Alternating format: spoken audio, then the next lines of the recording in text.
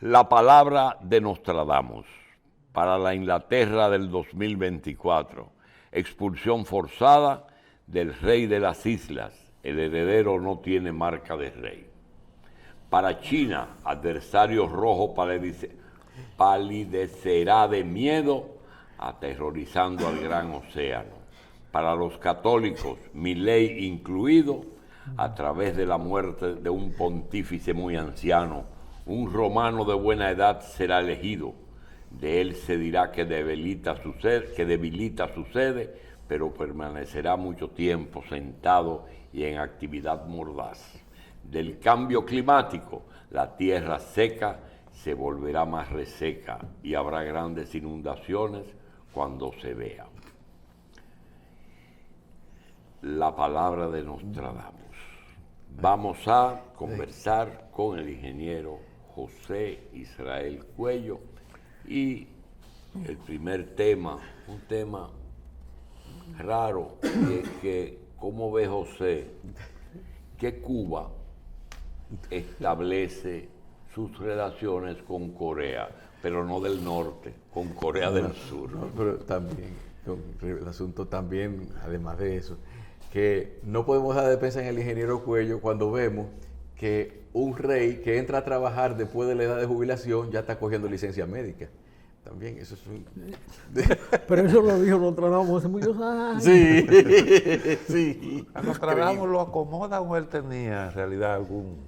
No, esas son palabras textuales. Si no, yo sé Eso está en la he dicho publicación. muchas cosas. Sí.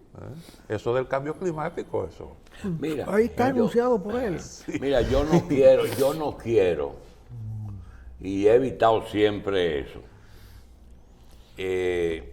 resaltar algunas frases, escritos, posiciones de José Israel Cuello como una especie, no de un Nostradamus, porque yo creo que eso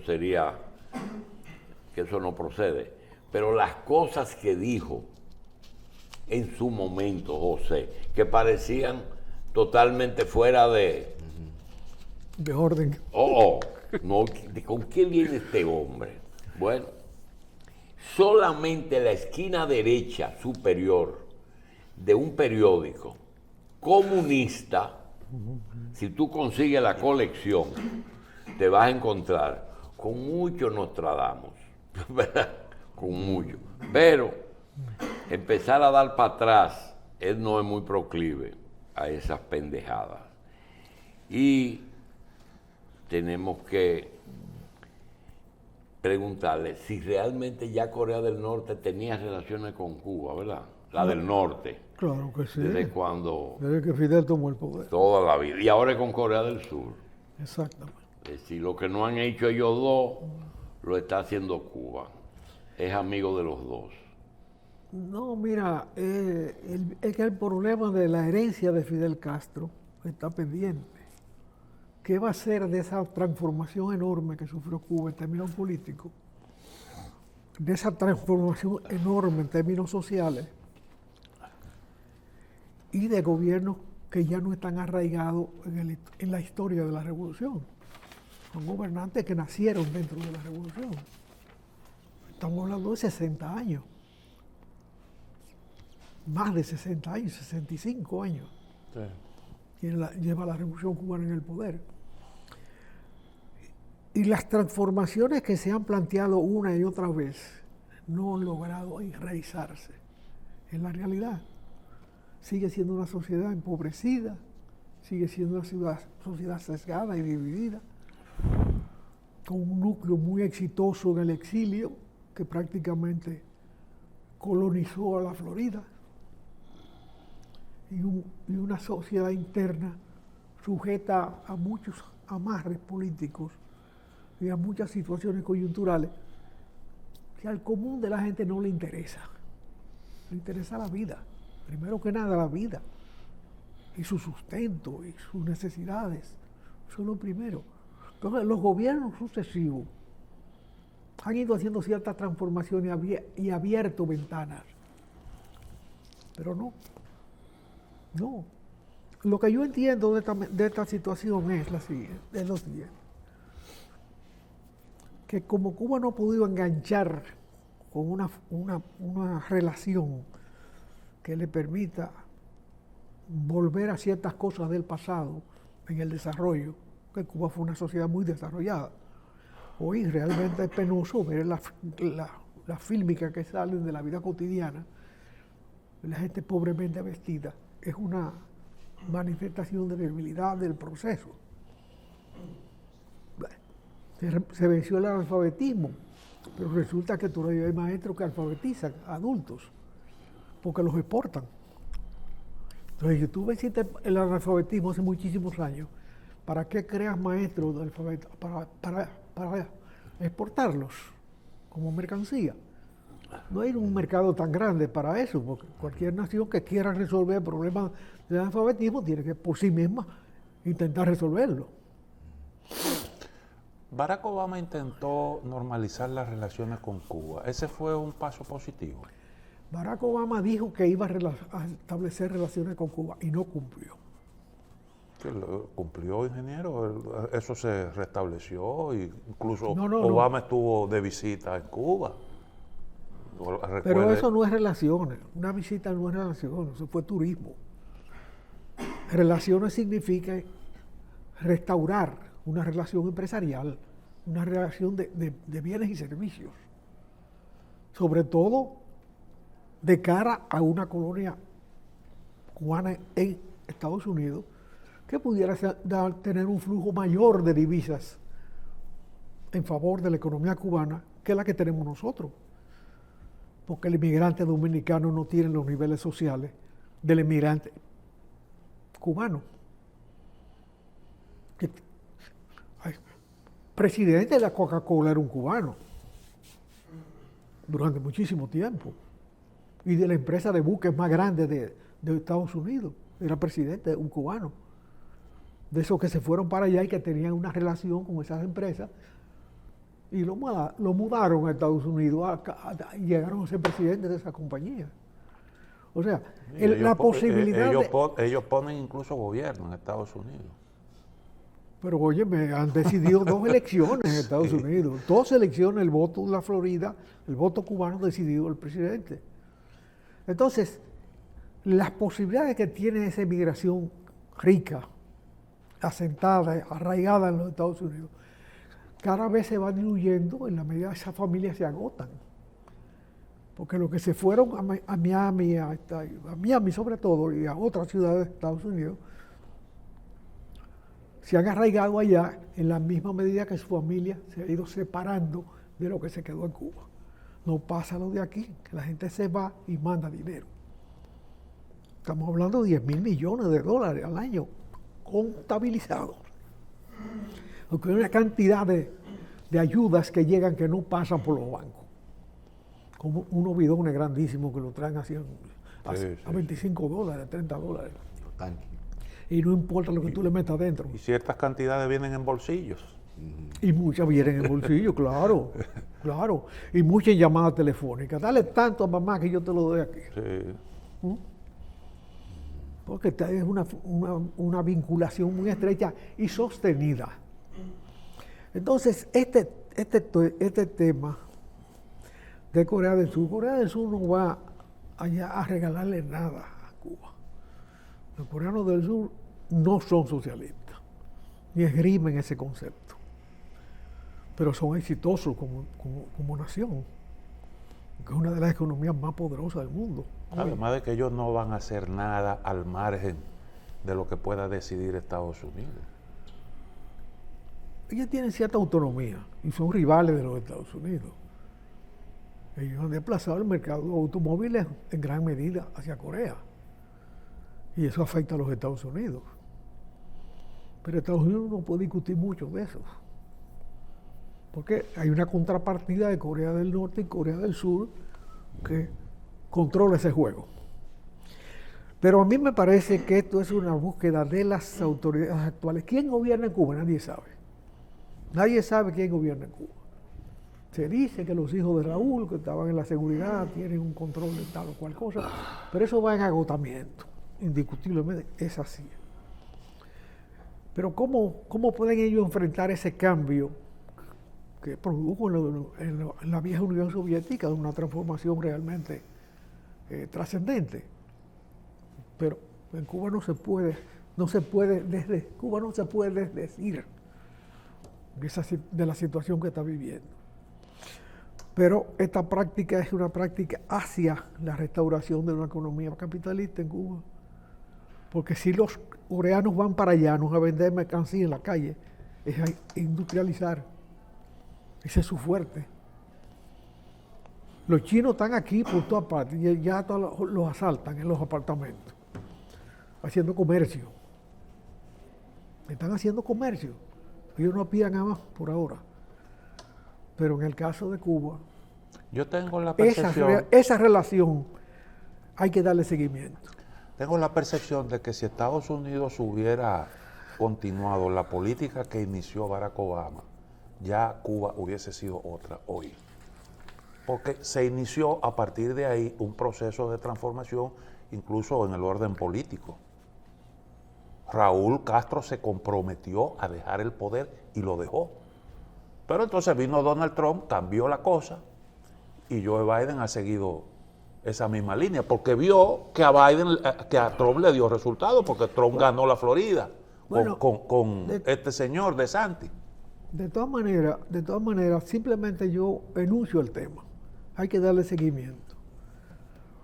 Hay que darle seguimiento a ese asunto porque el renacimiento de una economía viva en Cuba, no tan estrechamente manejada por el Estado, puede dar lugar a una conmoción de todo el Caribe. Porque Cuba de alguna manera va a tratar de compartir los éxitos de la economía dominicana, cosa que no es mala. En situación de menos estatismo sobre las relaciones empresariales. Porque varias veces se ha proclamado en Cuba, incluso en vida de Fidel, una apertura del comercio, una apertura de otras actividades. Hasta los cuentapropistas existe de Cuba, una categoría humana que trabajan por cuenta propia. Y son medio delincuentes, medio aceptados de acuerdo a la sintonía de quienes los califican. Pero realmente 65 años patinando una y otra vez sobre la misma situación ya no tiene sentido. Y ahí probablemente convendría un proceso de transformación suave, porque Pero, un señor, desorden no creo que le convenga a nadie. Pero ¿qué es lo que está pasando? Hoy México es el mayor suplidor de los Estados Unidos. Cuba tiene tantas condiciones para ser un gran suplidor de Estados Unidos como la tiene México. Muchísimas condiciones, sobre todo por el asunto de los recursos humanos. Tiene recursos humanos dentro, pero sobre todo tiene recursos humanos fuera. Que si tú facilitas un encuentro entre ellos, ¿a quién beneficia? A Cuba. Pues Estados Unidos es demasiado grande para determinarse por eso. Pues es una economía demasiado poderosa, la mayor economía del mundo hace muchísimo tiempo. Y se cambian los de abajo, pero los de arriba no. Él no se cambia. Porque él hace la guerra fuera de su territorio. Ellos viven ganando guerra fuera de su territorio. Y cuando la pierden, la mayor parte de los que se mueren son negros. Es una forma de ajustar la raza. Pero lo cierto, ellos pierden guerra, pero fuera, y la única destrucción que han recibido son las Torres Gemelas. Tú pasas por ahí y no hay la menor huella de que un día se explotó eso. Un recuerdo. Pero eso está olvidado ya, borrado, como cuando tú borras una plana en un papel. Entonces, ellos tienen que arrancar. Están obligados a arrancar. Es el momento de la zona del Caribe en que se ha trasladado todas las cosas que se hizo en China por inversiones americanas, de acuerdo con los chinos. Todo eso que se hizo en 2 generaciones en China, en menos de 2 generaciones, se está trasladando a América Latina, no como ensayo. Ya el ensayo se hizo en China. Que esas unidades son virtuosas, Hay un problema político ahí que tiene que ser abordado. Porque todo eso depende de la solución de ese problema político que está planteado ahí con el régimen cubano. Pero es que nadie puede mantenerse 60 y pico de años en una misma posición. Si tú te estás dando cuenta que te estás empobreciendo poco a poco, que el cerco te ha hecho efecto. Es un condicionante que hay que aceptar. Pero a ver, hay aquí un término que usamos con mucha frecuencia. Un bajadero, eso es lo que necesita Cuba. Bueno, un bajadero. Falta un... Que lo intentó Obama, yo así lo vi, lo intentó. Lo dijo, pero no tomó ninguna medida concreta al respecto. Eso hay que amarrarlo con negocios y amarrarlo con actividades comunes. Pero yo recuerdo hoy, que Hillary Clinton dijo, nosotros con Cuba hemos tenido una política que no ha dado resultados. Si queremos cambiar la cosa, tenemos que hacer algo diferente. Bueno, hace mucho tiempo que he dicho que el mayor recurso natural que la República Dominicana tiene para desarrollarse es la posición geográfica. Ingeniero, los jeques árabes. Y eso está vivo. Los jeques árabes y las energías alternativas. Parece que por allá se está cociendo algo. No se está cociendo, no está cocido. Ya está cocido. Ellos saben más que nadie, porque son monoproductores. Ellos solamente producen escándalos y petróleo. Escándalo y petróleo. Sí, Ellos exportan escándalos. los exportan, sí. ¿Y cómo va ese proceso, ingeniero? Bueno, ellos están invirtiendo millones y millones productos de petróleo, porque no tienen que hacer con el dinero. Pero se dan cuenta que eso se murió, que eso en 2 generaciones no existe. El petróleo no valdrá nada. Pero antes de hacer esas grandes inversiones, ingeniero, ¿no habría que avanzar un poco más en el desarrollo de tecnologías que permitan una producción masiva a un costo más o menos aceptable de esas energías alternativas? Y las energías alternativas están bajando de precio cada minuto. Las placas solares ya tienen un rendimiento mucho mayor que cuando se comenzaron a poner. No, eso es cierto. Yo me refiero, por ejemplo, al hidrógeno. Bueno, el hidrógeno está en un proceso de investigación y de trabajo que ya da resultados concretos. En este año se produjeron mucho más vehículos de hidrógeno Sí, no, ya está que lo que cualquiera pudiera pensar que en este momento están circulando en la Tierra.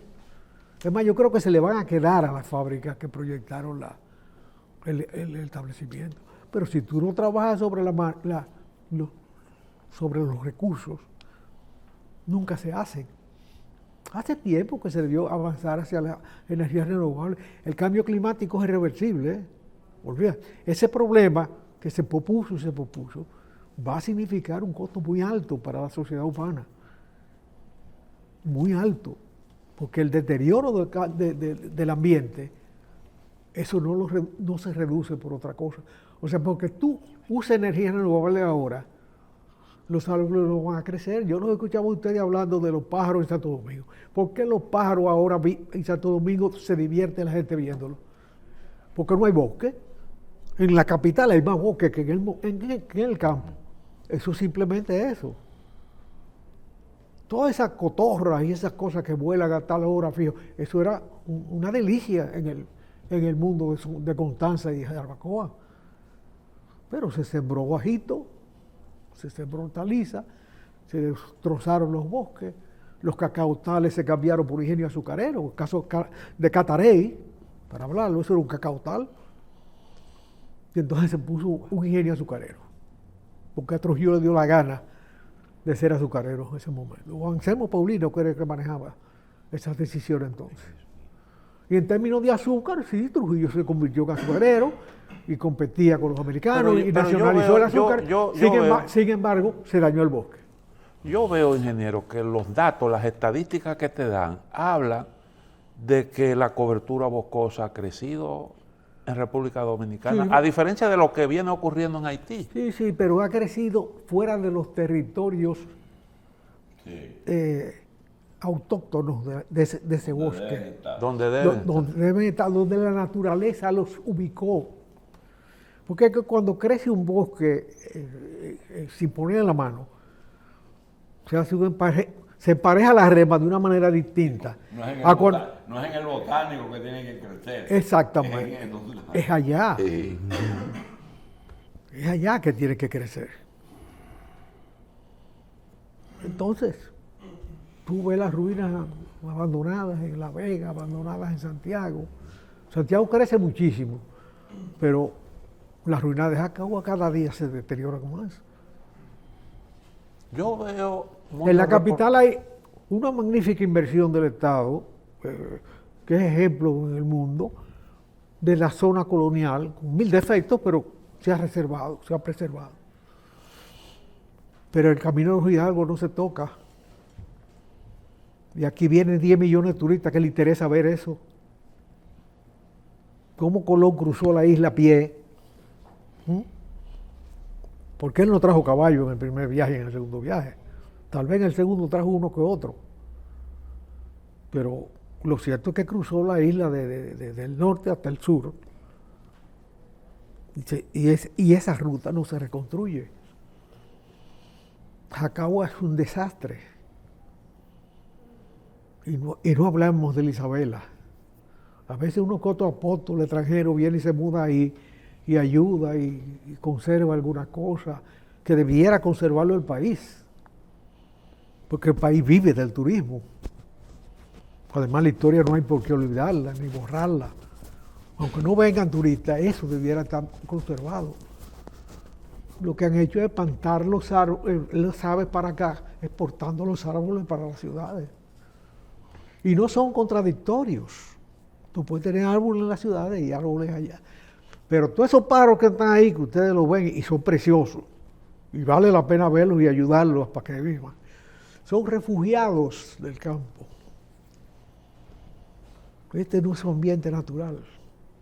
Y no digo que no se siembren árboles en la ciudad, se siembren todo lo que crean necesario, pero que no se abandonen las zonas preservadas, que no se dañe el bosque natural.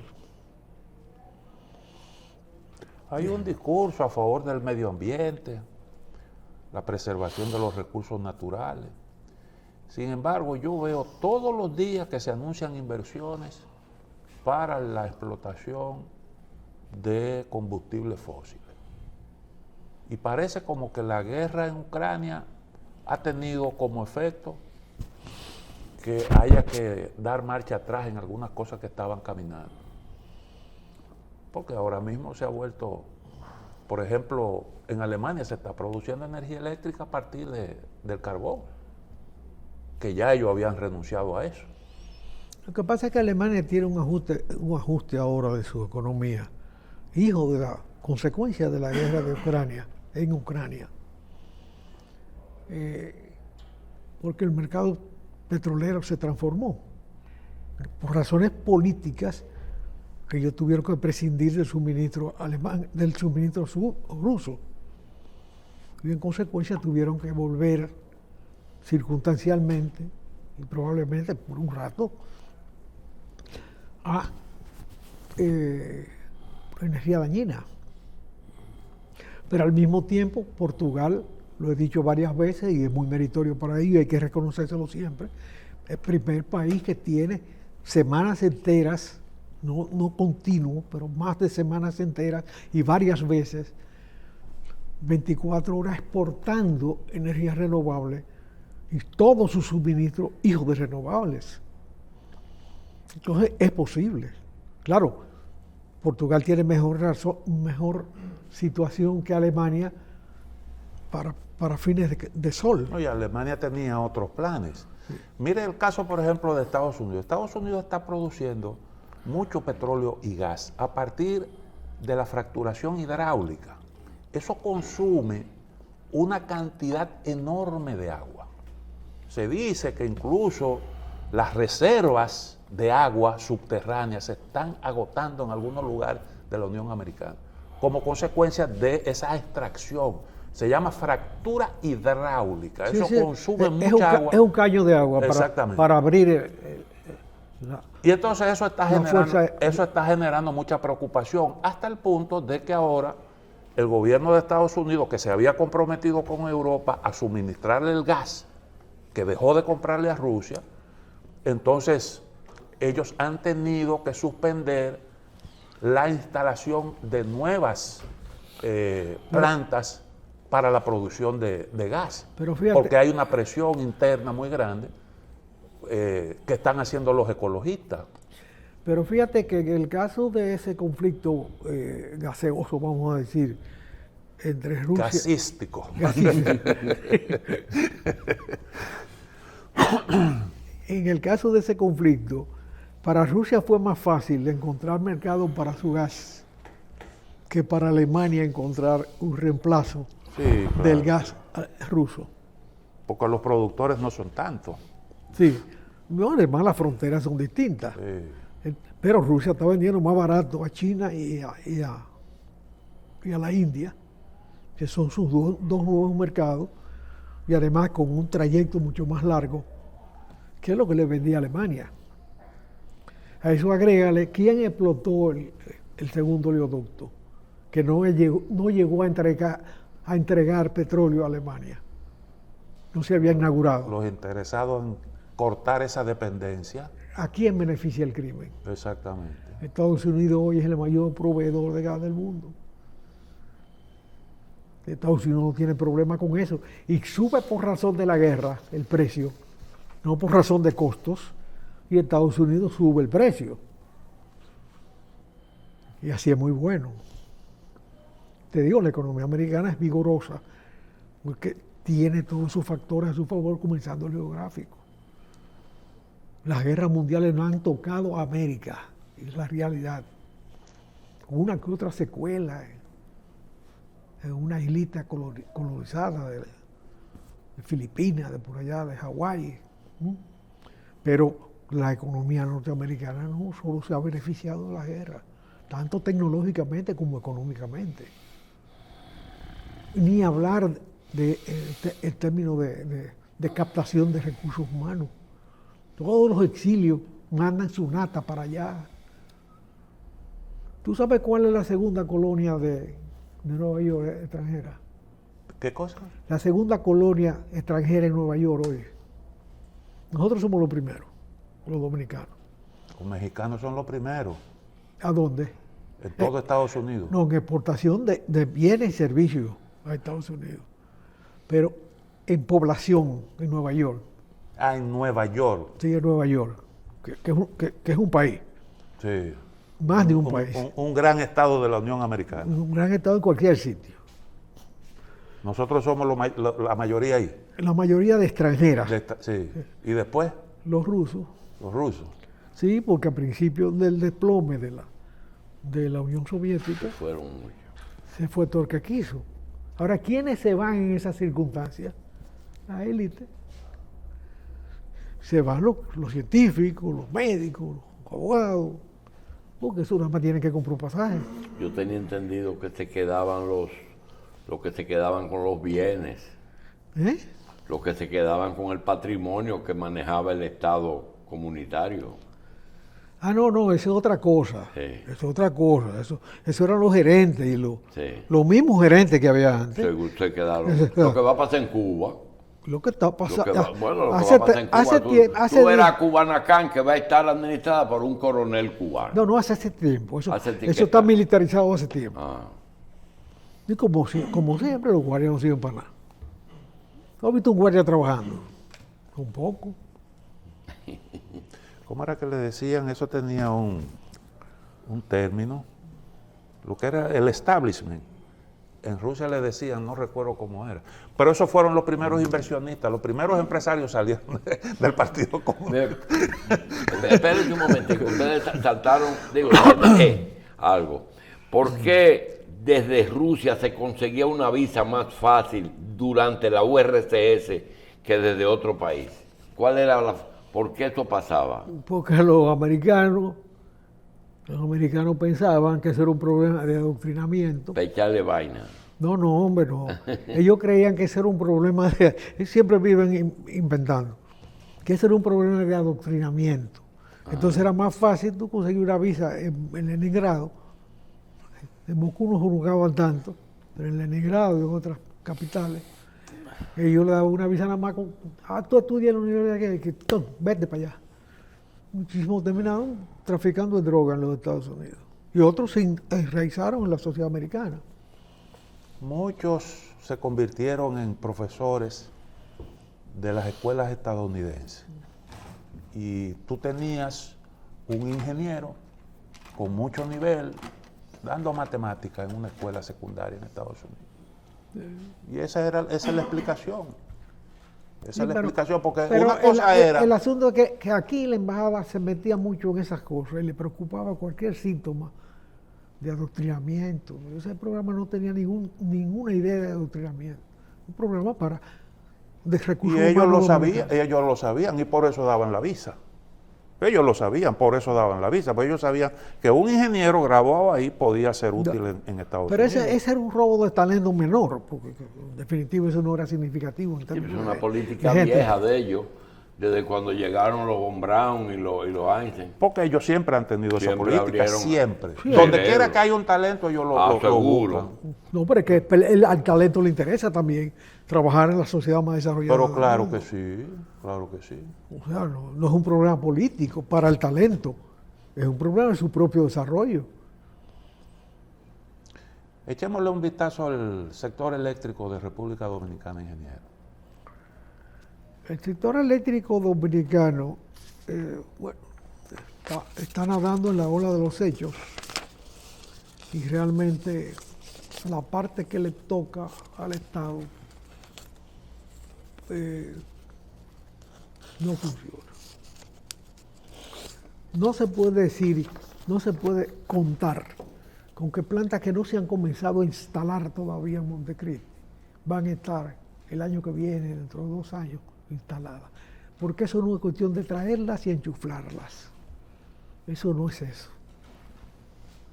Pero el Estado dio el paso y eso quedó en manos privadas, ¿no es así? No, se hizo la licitación, como dice la ley, de compra de energía. Una licitación para compra de energía con esta característica. Esa energía a gas natural. Es acertado a gas natural ahora, cuando ya se está pasando de curso y se está camino a otro tipo de energía. Eso no se contempló. Ahí no hay visión de futuro. Ahí se está instalando gas natural cuando ya se debiera estar instalando otra cosa. Como en Punta Catalina se volvió al carbón, cuando ya el carbón no se usaba. Simplemente porque el contratista, que era Odebrecht fundamentalmente, dijo que no podía, yo no sé si se incluía en el contrato la operación. En el caso de Montecristi se licitó la operación, no solamente la venta y la instalación. Pero el caso de Odebrecht es un misterio que este gobierno se ha desentendido de él y que no debe dejarse que perima, porque la delincuencia estaba sembrada en el contratista. Ellos admitieron que reservaban el 22% de todo contrato para fines de sobornos e ilicitudes. Ellos lo admitieron. Lo que ellos han dado como compensación no es el 22% de lo que contrataron en este país. Y el asiento de ese soborno estaba aquí para el resto del mundo. Entonces, la negligencia en ese problema que implica el Poder Judicial condiciona el sistema eléctrico. Bueno, los contratos, el país debiera tener un informe mensual de la evolución de esos contratos, porque la economía crece exponencialmente y está creciendo exponencialmente. La energía tiene que crecer exponencialmente. Cuando tú mismo licitas 400 megas tú pensando que esa economía va a estar desarrollada. Ahora, se ha desarrollado la zona de Montecristi a esa velocidad. Es acertado haber hecho, lo acertado es desarrollar esa zona en términos económicos. Y es bueno que se rescate el puerto, porque la posición geográfica es el mayor capital que el país tiene hoy. Ahora acentuado por lo de México, que es un ejemplo para nosotros. Pero la posición geográfica de ellos es distinta a la nuestra. Ellos tienen primero una frontera mucho más grande que la de nosotros y un contacto entre Estados Unidos y México por la frontera cada vez más fluido. Mientras que nosotros tenemos la posición geográfica, pero no tenemos las instalaciones adecuadas para servir a esa posición geográfica. Eso significa puerto, eso significa electricidad y inducción del desarrollo. ¿Cómo se va a inducir eso? La electricidad no es simplemente instalarla, necesita líneas, transformadores. Hoy eso se instala y es para vender la energía a Santiago. Pero esa línea hasta Santiago no se ha comenzado a hacer, ni se ha licitado. Tú no haces nada con instalar 400 megas ahí si no tiene un mercado para eso y si no tiene cómo llegar a ese mercado. Entonces, que no me vengan a mí diciendo cosas que uno no es tonto. Uno no es tonto. Ya no pasó con Punta Catalina. Yo me arrepiento no haber tocado el tema antes de que estallara, porque no me interesaba ese tema en ese momento. Debía haberme interesado a tiempo. No creo que modificara los criterios. Pero ya cuando la planta estaba hecha, que se hace público, que se va a trabajar con carbón, hubo gente que dijo que no debía aprenderse por las cuestiones climáticas. No, había que prenderla, si no la economía hubiera estado parada hoy. No, claro, haber tomado la decisión de construir Punta Catalina fue algo, yo digo que trascendental. Si no hubiésemos tenido eso, bueno, pero ahí hoy en día tuviéramos... Lo mismo va a pasar con estas dos plantas. Se licitaron, concurrieron 3 empresas, 2 dominicanas y una extranjera, no recuerdo de dónde, y le dieron preferencia a las dominicanas. Bien, está bien. O ellas ganaron. No conozco los detalles de esa solución, ni si han hecho público. Pero eso tú lo instalas y lo enchuflas hoy y no tienes cómo vender la energía. Porque ahí en esa zona hoy no hay ese consumo. Ese es un consumo destinado a ir a Santiago, donde sí es necesario. Se supone que eso es un asunto que... Porque ya de Santiago... Que se previó, ¿verdad? En Santiago ya tú estás conectado al resto de las redes. Porque Santiago es el segundo. Y resolver ese problema es muy complicado. Bueno, cuesta dinero. Cuesta una inversión fuerte y cuesta diseño y atención al programa de trabajo. Que tiene que ser porque el desarrollo de ese proyecto nos va a llevar un tiempecito, ¿verdad? Pero yo no sé a qué nivel va eso. ¿Cómo es que eso está caminando? No. Si es que... Esas 2 plantas no han llegado al país. Hoy no han llegado. E instalarlas se coge más de 2 años. Pero eso hay que mandarlo a fabricar. Yo supongo que lo mandaron a fabricar ya. Supongo, eso no tengo control de eso. Supongo. Pero si llegaran esta noche, se coge un tiempecito, porque eso no es como un televisor que tú lo enchuflas y ya tú estás viendo televisión. Bueno. Es un pájaro complicado, una planta eléctrica. Sí. Bien. Ay, Juan. Tenemos Después vamos a hablar, al ingeniero Cuello, que tenemos unos temas que se quedan, pero tenemos también al ministro de Medio Ambiente, Minas y Medio Ambiente, que Energía y Minas. dice José Israel que de energía. Energía y Minas, que él no lo quiere mucho. Sí. Vamos a hacer una pausa.